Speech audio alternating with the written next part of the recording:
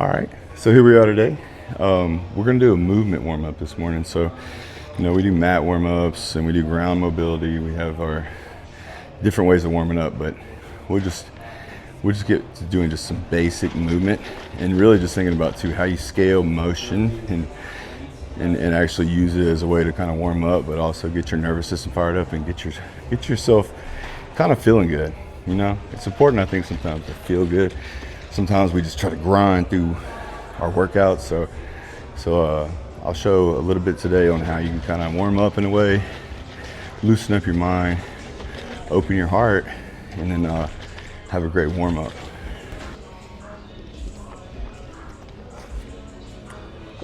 Oh yeah, good little pre-workout. Athletic Greens creatine pre-workout. You just take it to the dome. You gotta have a pretty iron stomach though, I think. Especially once you start moving around right away. Sometimes too, I have to take CoQ10 and vitamin D. And sometimes I'll just throw it in there. It's like a gel capsule. It'll just catch me in the back of the throat. All right, one thing I like to do is just 10-yard, we'll call them 10-yard movement drills. So you're just really thinking about how you kind of can do so much with just basic drill-like motion or drill-like kind of setup where you can really just cover some distance. So one thing, walking is something that we all take for granted on how we do it, and just how you just walking in different ways helps. But I like to think about the pivot where you have kind of this side and this side, and getting your body used to being able to switch sides.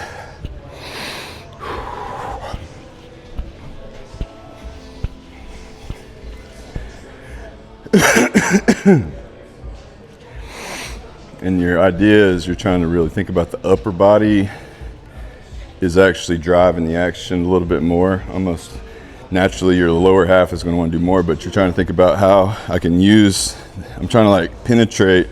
So when I bring this foot through, I'm going to penetrate. I'm going to sticking it forward. And then I'm just turning the shoulders the opposite direction.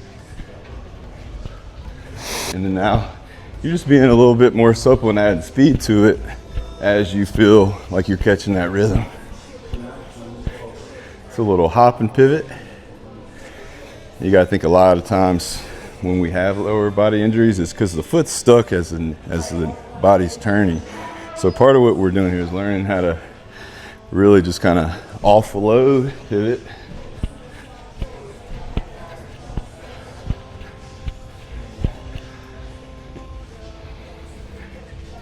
A lot of athletic movements have that pivot, just like a kick.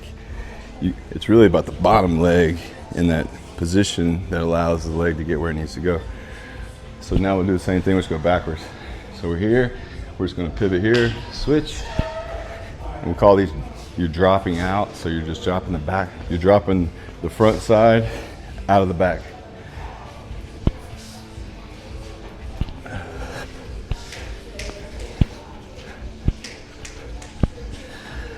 Good. And to use the whip, you actually have to almost think about keeping your elbows at 90, allows you to whip a little bit more. And you take the stress off your core too, whenever you're able to whip energy through.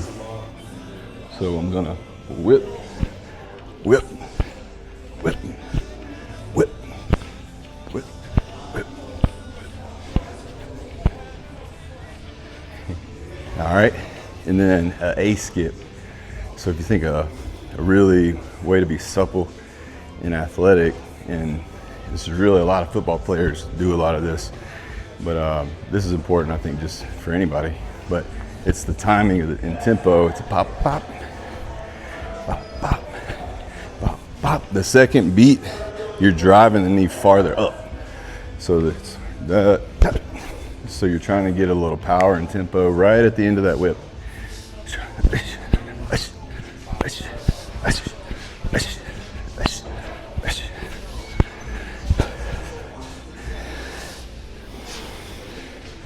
Another thing we think about, you're trying to get the contralateral motion. So if I can get the inside of my elbow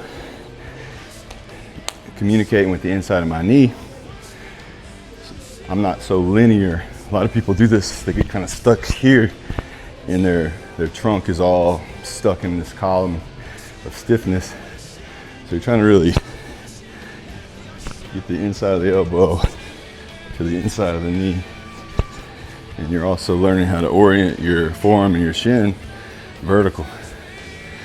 And you're creating this structure here. It's just a wall in front of you almost. But that's really making sure that your core, the rest of your body is moving to its full capacity. So it should look kind of more like this from the frontal view. But if you notice, it's just making me have to really engage from the center. So I'll do the same thing lateral. And if I move my elbow,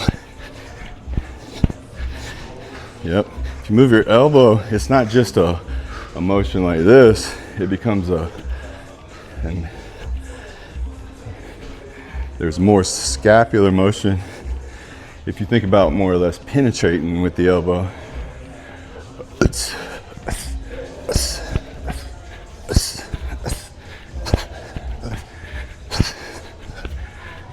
So I think you're kind of sending it through the elbow. All right, now we'll get a little folding action and transition. So always think about it like now you're an all fours creature. And this is one of those things that, while we always spend a lot of time on the mat, but the fact that we do, this is kind of a way you can use this as a way to warm up those hips. And just start to think about moving, not in a rush. You're not trying to use momentum. You're trying to really just let the body move and start putting some load through the shoulders. So I'm going 1, 2, 3, 4. So there's a little weight shift, transition.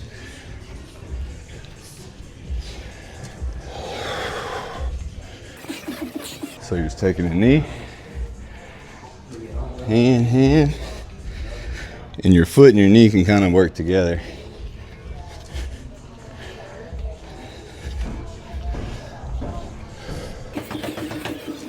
You're just thinking about kind of getting to where you can put some load to the shoulders, get it to where it's more comfortable, weight bearing all the way through the arms and shoulders. So now we'll do the same thing, but we're just going straight forward.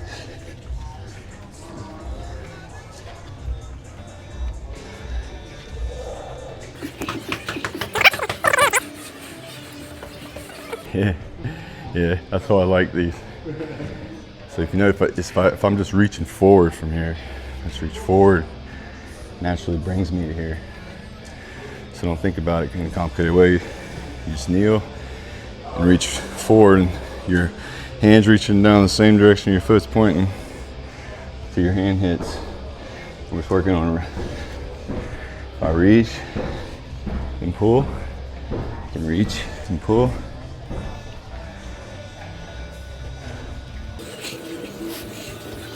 Being able to build tolerance with your legs, your knees, your hips in these deeper positions. It's a great way to have a simple thing to work on that's going to move the needle. It's actually going to make your lower body just more durable in general. But also you're building some stability through your shoulder girdle. And the more you can use frames, solid structures, straight, locked out joints, you're sending that stress and force into the scapula.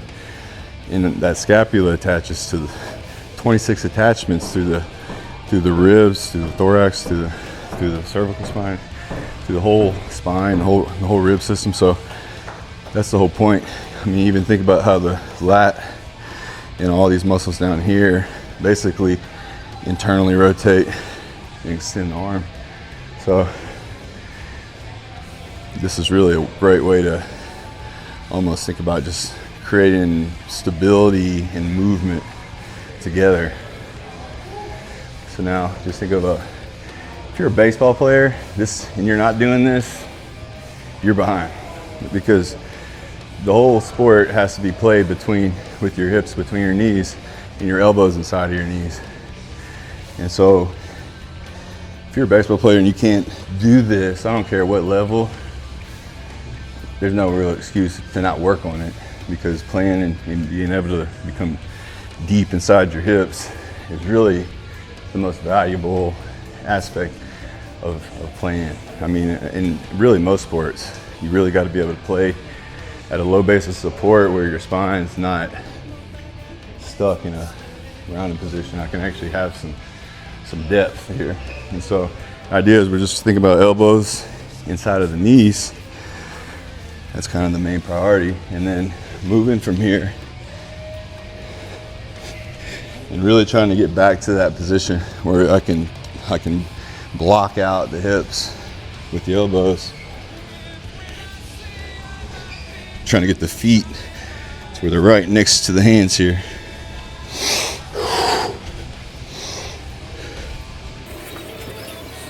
And now obviously a lot of people rush and speed through these things, but then you're missing a lot of the benefit of knowing you control it and you're not having to depend on momentum.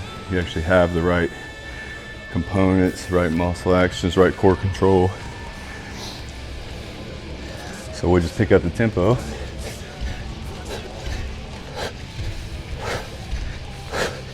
My goal is if I can get to my heel, it's helping my glutes absorb that load. And as I roll through the foot, I finish off the toes. That is, you're just trying to create a rocker bottom effect. But if you have a lot of posterior chain tightness, this is more difficult. So part of this is you're reaching for the floor, but you're trying to feel like it's not just your upper body, it's a balance between the lower and the upper body, or the lower spine and the upper spine. Obviously you can make yourself a little taller. Cool. All right, so those are super important. And then again, a way to continue on that same path and work on that a little bit more. Now we're just going to push through the hands and sit back to the feet. So we're going toe to heel, toes to heels, and it's almost like a sprawl. So you're here, you're just kind of pushing back and resetting.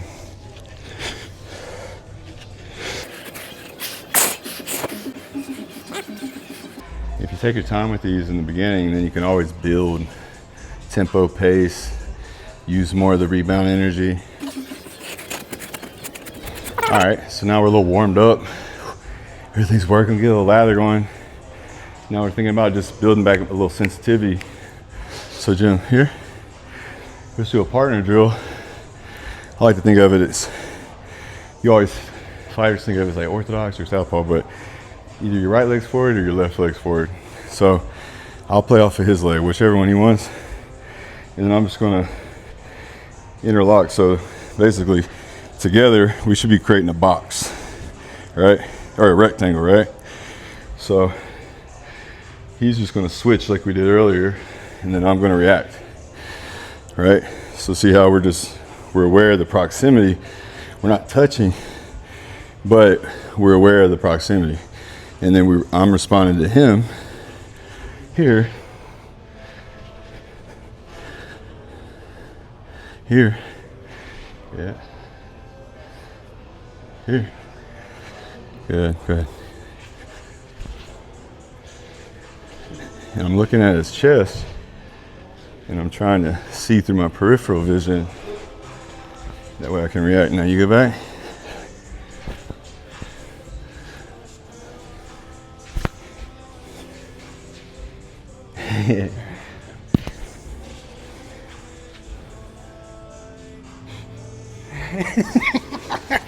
That's good. Well, it's like, because you don't want to react, you don't want to be too tense. You're trying to figure out how to be in that proximity to one another and actually keep your breath moving. And I think especially people trying to learn fighting, learn martial arts first, which is like master yourself. Understand like how you respond and how you gain control over your emotions, the tension in your body. It has nothing to do with anybody else. Your competition is with yourself. It's unlimited. Don't limit yourself by comparing yourself and trying to be like nobody. Don't try to be like me. I'm not your guru. I'm just trying to put out things that give you inspiration and give you a perspective, and hopefully it will help you. All right, here we go. We'll switch spots. So he'll react to me. Ready?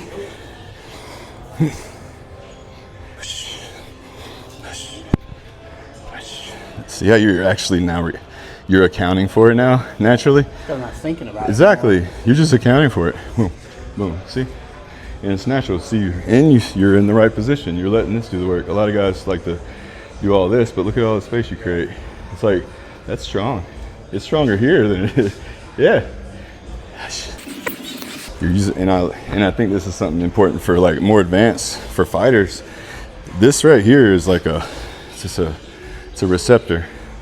So if you think about how I have connection to him here, and he's got connection to me here, in a sense, like, so he could turn that into a grip or whatever, but it's really his forearm can react here. He's not having to do anything weird where a lot of guys do this shit. Where I'm like, you might, it's just like, you're still taking a lot of impact. I think when you stay in this position, you have a strong structure here that you can absorb with, and you could take it through the arm and the body and the elbow a little bit better.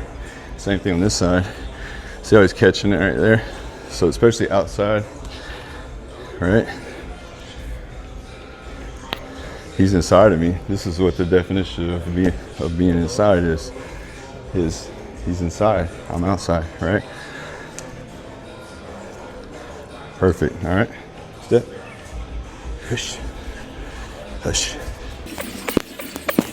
You see the game now, yeah. And so this gets on autopilot. Eventually you're able to just let this happen, and then now you're really just getting higher level and not reacting to the hands. Because when you're learning something, like when we're doing jiu-jitsu and he's in his comfort zone, he's aware where he's accounting for everything, right? But now we're just doing the same thing with space.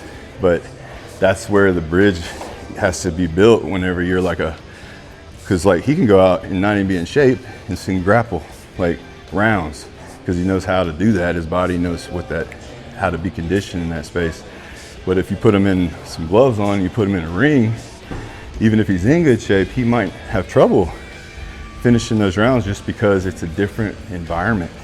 It's like a fish is in water with compression and density, and all of a sudden they're on land, and it's like, you know, what do we do?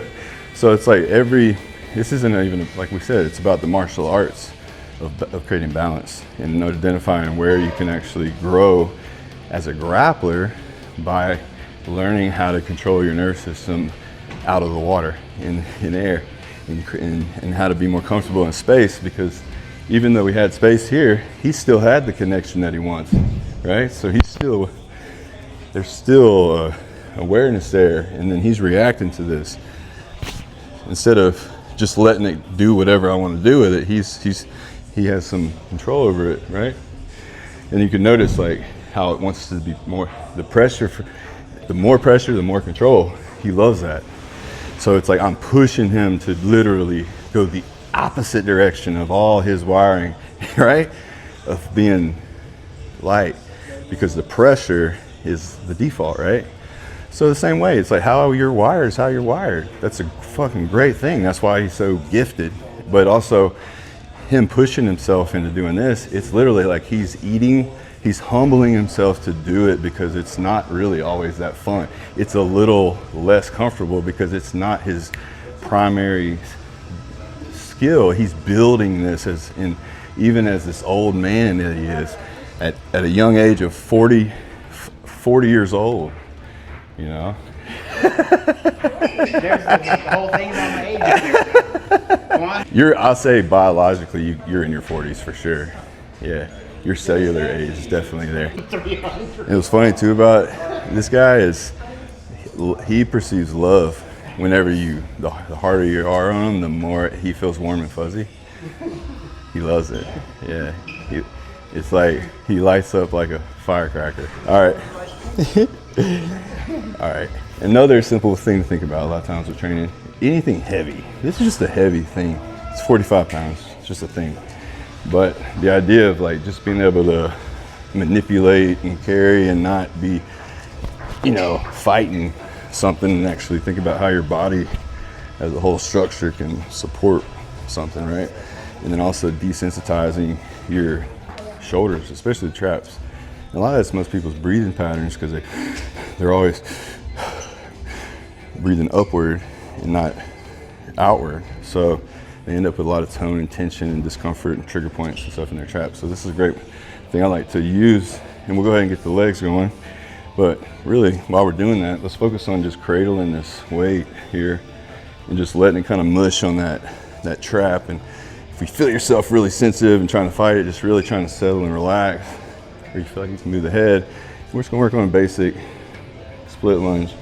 But the only biggest difference with the split lunge, just like that A-skip earlier, let's let the elbow and the knee start to connect. I'm not really connecting across, I'm really just connecting where I can feel like I'm parallel, where the forearm and the shin are really parallel there. And it's making sure that my body can finish that turn, that coil. And then we're just gonna work on the transition out of here. Just alternate legs. Oh, I didn't alternate that time. I'm thinking.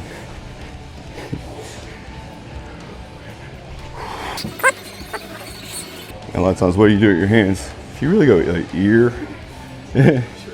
to pocket, then it helps you stay more coiled and loaded here. A lot of times I see people really extend through the arm and the hand, but this takes longer to get back. So think about ear pocket mechanics. The point here is to make it feel easier. Feel like you're making it look easy. There you go. So you don't have to go that far. You're just focusing more on getting there. Yeah. Nice.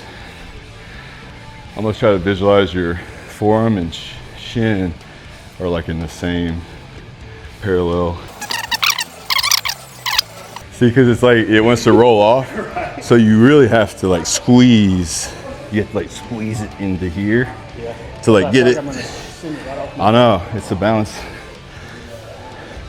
But you think your body is a Tensegrity structure, so it's a balance between compression and decompression.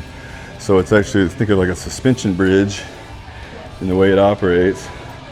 There's a central column, you have cables that come down, and they actually spin and lift the bridge, right? So this is kind of the nature of your shoulder girdle structure, especially up here.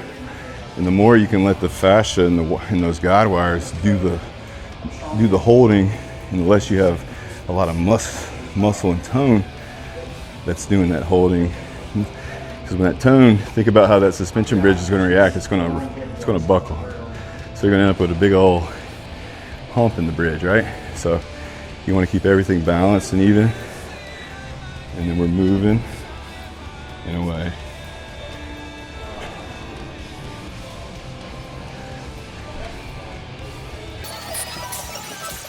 All right, we'll do this real quick. Gym loves these. So we're gonna swing. And this is also working on our grip, right? So we're swinging, we're gonna hold, stiff. But see how I'm dropping into it? I don't wanna go up, I wanna go down. I wanna anchor those shoulders. Just wanna feel those shoulders pop down. Elongate the bridge. Yeah. Well, too, it challenges you because there's consequences. So, I mean, we're barefoot, but I mean, but you also think about, you know, it heightens your awareness. Yeah, it's dangerous. Yeah, there's a lot of things that are dangerous that are actually, you know, there's consequences. Sometimes you're sharper. You think a little more. You're a little bit more present and aware of what you're doing. Let's move on. Landmine is the most universally easy to use objects that really helps emphasize coiling mechanics, and we can still really strengthen and load a really more complex chain, the full coil expression, instead of things that are super linear. Again, teaching my spine to be a structure. When we think about how we get adaptability built in. So we'll start off super basic. So instead of just facing it here, I'm just going to turn towards you 90 degrees. And I'm anchoring this right in the center of my chest. That's where I feel some balance here, where I'm not feeling real bound. Everything's just kind of hanging naturally. And then obviously you can see my feet are pointed towards this direction. All I'm really going to do now is I'm just going to open this foot to point at the attachment there. And all I'm going to do is I'm going to think about how I can sit into this spring, and then I'm just going to kind of launch out of that. Instead of letting the elbow flare, I'm just going to let the elbow unfold. And when I finish, there should be a straight line from my hand all the way down to my foot, and they should all be kind of pointing in the same direction. And now I'm absorbing the load here. So obviously you start off with just a bar or something light, and then I'll go ahead and preload here, where I'm basically working on jumping onto this pivot. So I got this anchor side, and now this becomes the anchor side. Forearms in line. I don't have the elbow out. I don't have the elbow in. It's right underneath it.